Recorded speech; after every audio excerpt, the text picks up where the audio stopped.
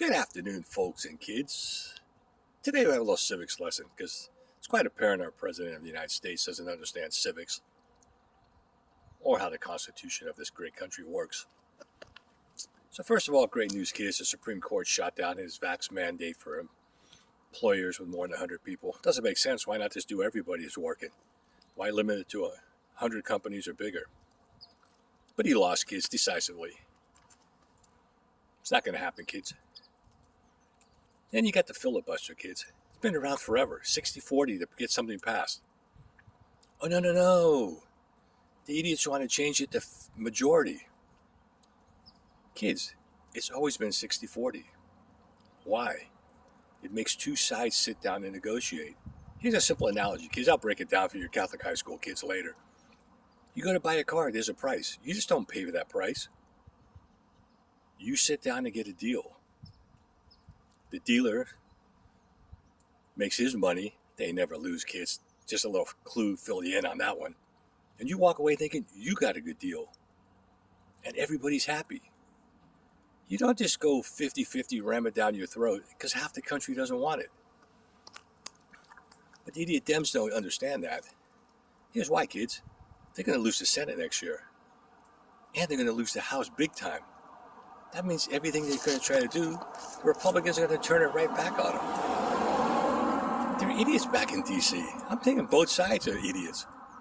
But here's the thing, and I'm going to say it's Harry Reid, the fucking guy who went on the nuclear option, he was advised not to do it. He did it anyway. And now the left cries every time the right does it to him. Hey kids, on the left, pay attention. Your side made the rules. You get that? You guys invented the nuclear option. This is all on Democrats. And then when the Republicans use it, oh my God, I can't believe this. They're screwing us. You did it to yourself. Now let's look at these Voters' Right Act, whatever it is, John Lewis Act. Folks, it's in the Constitution. Elections are run by the states. They're controlled by the states. A presidential election is 50 elections. It's not just one. That's why it's states' rights. These clowns are trying to pass some federal thing. I don't know what they're doing because that'll get shot down for unconstitutionality also. But here's another thing, kids. If I hear one more person say it's Manchin's fault, it's Sinema's fault, no, that would be 52 people said no. Now there's like 6 or 7 Democratic senators that say no to the filibuster. And what does Build Back Better Biden do? He ties him to some of the most racist people in the history of the country. I thought this guy was supposed to unite people. You can't make this up, kids. You just got to watch him. And watch the clip on Kamala Harris discussing should they change their policy. I've never heard more gibberish in my life than a pile full of gremlins. And another thing with this voters thing. They had more people voted in the history of this country on the last presidential election. Who's getting suppressed? Come on, kids, you can't make this up. Oh, by the way, we're in an endemic, kids. It's Omicron now. You're going to get the sniffles. Take the mask off. Oh, speaking of masks, another good one. All the masks that they're wearing in the Congress and the Senate, made in China. You know what the country that gave us this nonsense? Now they're upset about it. See, they're taking your tax dollars, buying Chinese products, the country that gave it to us. What is wrong with these people? Oh, and then Jen Psaki.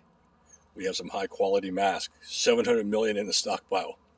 Jen, there's 350 million people in this country. You know what that means? It's 2 masks per person. If they're N95s, you can only wear them once and throw them away. If they're cloth or paper, you should probably throw them away. That means you have maybe a 1-day supply of masks. I know that number sounds big, kids, but in reality, it's not. Oh, and by the way, masks don't work. Just pay attention, kids. That thing you put on your face, nothing. All right, kids, I'm probably going to hit some golf balls today, beat up on Fernando. And if you know Miguel Gonzalez, blow up his phone for me, please. It's his birthday today. He says he's 44. I think he's about 75. I've seen the guy walk. Anyway, kids, we'll talk to you later.